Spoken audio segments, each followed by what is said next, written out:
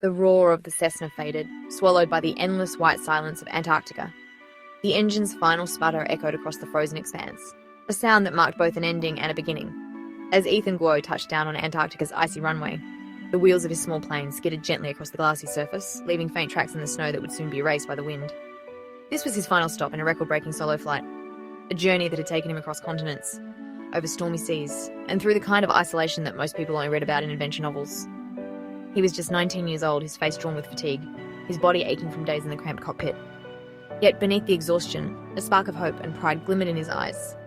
He was ready for triumph, for the moment he'd dreamed of since childhood. But as he landed, instead of the warm welcome he'd imagined, cheering scientists, congratulatory handshakes, maybe even a banner, he saw a group of stern men in heavy official parkas striding purposefully toward his plane. Their boots crunched on the snow, their movements precise and unhurried.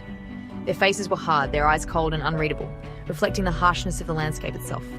There was no hint of celebration, only the chill of authority. No applause greeted him, no handshake was offered. There were no smiles, no words of encouragement, just a wall of suspicion and officialdom. The air, already frigid, seemed to grow colder. Ethan had prepared for storms, for mechanical failures, for the crushing solitude of the polar night. But he had not prepared for this, the feeling of being unwelcome, of being judged before he could even explain himself. The men moved with quiet efficiency, forming a tight circle around his plane. Their silence was heavy, their presence intimidating. It was as if they were building an invisible barrier, cutting him off from the world he'd just conquered. One of the officials stepped forward, his breath visible in the icy air.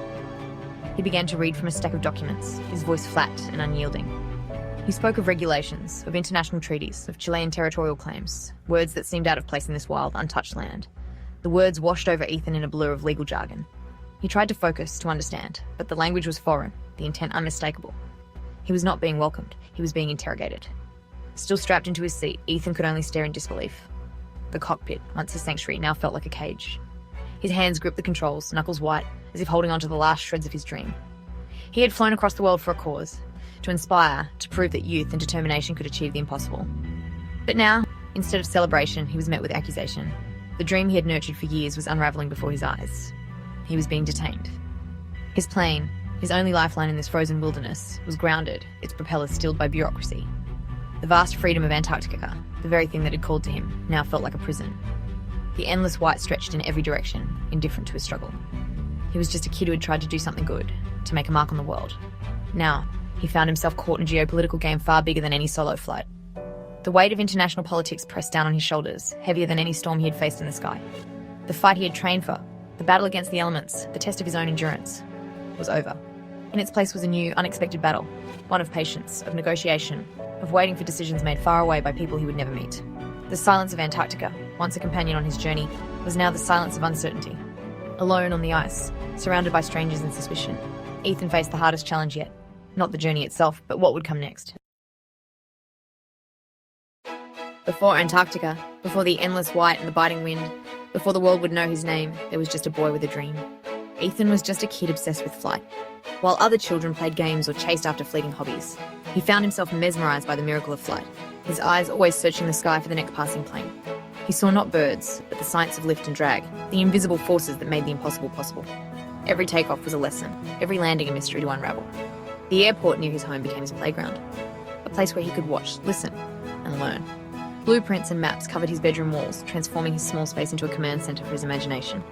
He would trace routes across continents, dreaming of distant horizons. Determined to get closer to the sky, Ethan worked odd jobs, mowing lawns, washing cars, anything to earn a few extra dollars.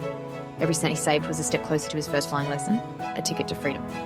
While friends partied and lost themselves in the noise of youth, Ethan spent his evenings poring over aviation manuals, studying meteorology charts, and learning the mechanics of flight. He sacrificed late nights and weekends, trading fleeting fun for a future he could almost touch. On his 17th birthday, after years of dedication and sacrifice, he earned his pilot's license. The moment he held it in his hands, he knew he had crossed a threshold. He was no longer just a dreamer, but a pilot. Flying became his escape, his language, his purpose. Alone in the cockpit, with only the hum of the engine and the endless sky for company, he felt truly alive. The world below faded away, and all that mattered was the horizon ahead. But life, like flight, is unpredictable. Tragedy struck when cancer took his beloved grandmother, the woman who had always believed in his dreams. The loss left a void that no amount of flying could fill. Grief turned to resolve. He wanted to fight back against the disease that had stolen so much. He realised he wasn't a doctor, but he could still make a difference. He wasn't a doctor, but he could fly. Maybe, just maybe, he could use his passion to help others, to turn his pain into something meaningful. He decided to use his gift for a cause, raising money for cancer research. He spoke at events, shared his story, and inspired others to join the fight. Each dollar raised was a tribute to his grandmother's memory. The idea was born from pain, but grew into hope. What started as a personal mission became a beacon for others, a way to channel grief into action. He set his sights higher than ever before. He would fly solo across all 7 continents, a journey that would test his skills, his courage, and his heart. It was audacious, almost impossible for someone so young. The world watched with skepticism, but Ethan saw only opportunity, a chance to prove that even the deepest pain could fuel the greatest purpose. For Ethan, it was simple: turn pain into purpose. Every early morning, every lonely night at the airfield, every setback only strengthened his resolve. He would fly for his grandmother, and for every family touched by cancer. Each mile flown was a promise kept, a tribute to those fighting battles unseen. His journey began with a promise: to make a difference, to honour the past, and to inspire hope for the future. And so, with the rising sun at his back and his grandmother's memory in his heart, Ethan took the first step toward a destiny he was born to claim. Hope's horizon was more than a flight. It was a global mission. Planning was a beast, fundraising, permits, logistics. Many doubted him, but his story inspired support. Communities rallied, bakeries, mechanics, donors. He launched from North America, crossing plains, mountains and cities.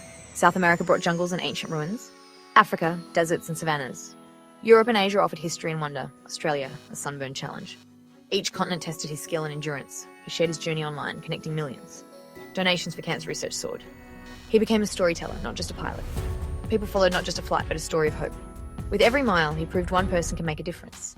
The world watched as he neared his final frontier. Antarctica is another world. Hostile, lethal, and breathtaking. It is a place where the rules of survival are rewritten, where nature's raw power is on full display. The vast, frozen continent stretches endlessly, a kingdom of ice and wind that few have ever truly experienced. Here, the sun glints off endless white, and the cold is so deep it seems to seep into your bones, chilling you from the inside out. As Ethan flew south, the world outside his window transformed. The familiar colours of earth and sky faded, replaced by a blinding, relentless white. The cold crept into the cockpit, frosting the glass and making every breath visible in the frigid air. Each mile further south was a step deeper into the unknown, into a place where even the smallest mistake could be fatal. This was the ultimate test, not just skill, but of courage and endurance. Ethan's hands moved with practiced precision, but his mind raced with the weight of what lay ahead. Every decision mattered here, every movement had consequences. Katabatic winds, fierce and unpredictable, howled across the ice, threatening to rip control from his hands. Sudden whiteouts could erase the horizon in seconds, leaving him blind and disoriented. In Antarctica, the weather is not just an obstacle. It is an adversary, one that can turn deadly in an instant. There were no emergency strips, no rescue teams waiting in the wings. Out here, the landscape was empty and unforgiving. If something went wrong, there would be no second chances. The isolation was absolute, the silence deafening. For hours, Ethan's only companion was the crackle of static on the radio. He called out, hoping for a response, but the Antarctic wilderness swallowed his voice. The sense of solitude was overwhelming, a reminder of just how far he was from help or hope. He was a mere speck of light, a fragile presence in a realm of ice and death. The vastness of Antarctica dwarfed his tiny aircraft, making him feel both insignificant and invincible at the same time. His target was a tiny research station, a lonely outpost of humanity clinging to the edge of the world. It was a beacon in the endless white, a symbol of human determination and curiosity. Landing was treacherous. There was no visual contrast, just a blur of white on light. The surface below was unpredictable, hiding ridges and soft spots that could spell disaster. Every second demanded total focus. One wrong move could end everything. The margin for error was razor thin. The stakes could not have been higher. He circled above, heart pounding in his chest, adrenaline sharpening his senses. The decision to land was a leap of faith, a commitment to face whatever the ice had in store. Fighting fierce crosswinds, Ethan relied on his instruments, trusting them more than his own eyes. The wind buffeted the plane, but he held steady, every muscle tense with concentration. The skis finally touched down, skidding and sliding across the frozen surface. For a moment, time seemed to stand still as the plane fought for balance, then came to a shuddering halt. He had made it. He was standing on the 7th continent, a place few would ever see with their own eyes. The air was impossibly cold, but the sense of achievement burned bright within him. The silence after shutdown was profound, deeper than anything he'd ever known. The only sound was his own breath, visible in the frozen air, a reminder that he was alive in a place where life is rare. He had faced the planet's harshest environment and won. Triumph washed over him, mingled with relief and awe. He had proven himself against the odds. He had fulfilled his promise, to himself, to those who believed in him, and to the spirit of adventure that had brought him here.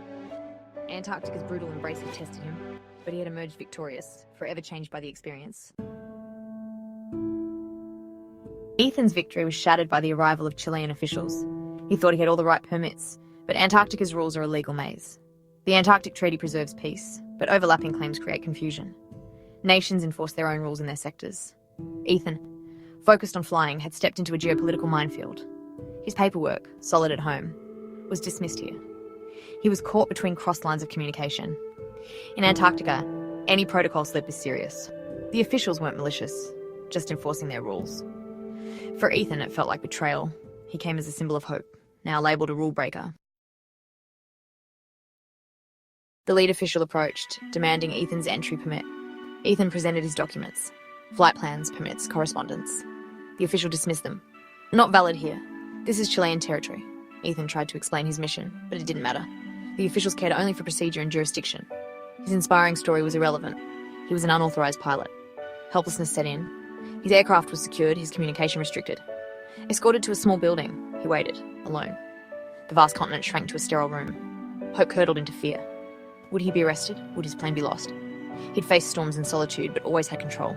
Now, he had none. His fate was in the hands of strangers and rules he didn't understand. The hero who conquered the world now felt utterly lost. Days blurred into monotony and anxiety. Confined to a small room, Ethan's spirit withered. The endless white outside was now a prison yard. Surrounded by space, he'd never felt more trapped. The staff kept their distance. He was the incident.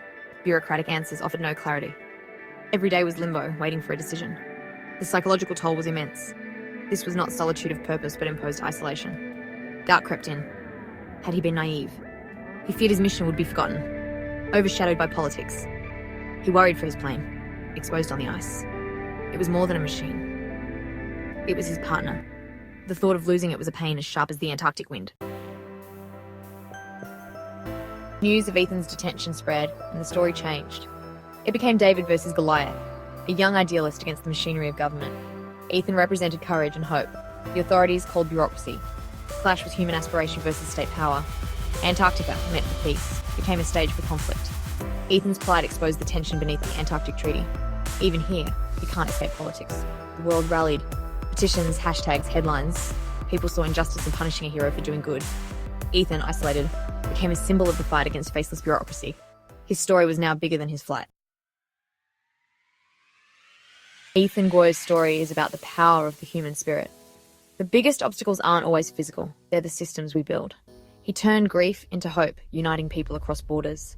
His journey was a testament to courage and ambition. His detention revealed his resilience. True heroism is holding on to purpose, even when alone and afraid. Ethan's story inspires us to pursue our own dreams and fight for what matters. His hope was never extinguished. His mission raised more awareness than he imagined. Even when journeys take hard turns, purpose can shine brighter. His fight is our fight, the timeless struggle of hope against despair, and the belief that one person's courage can change the world.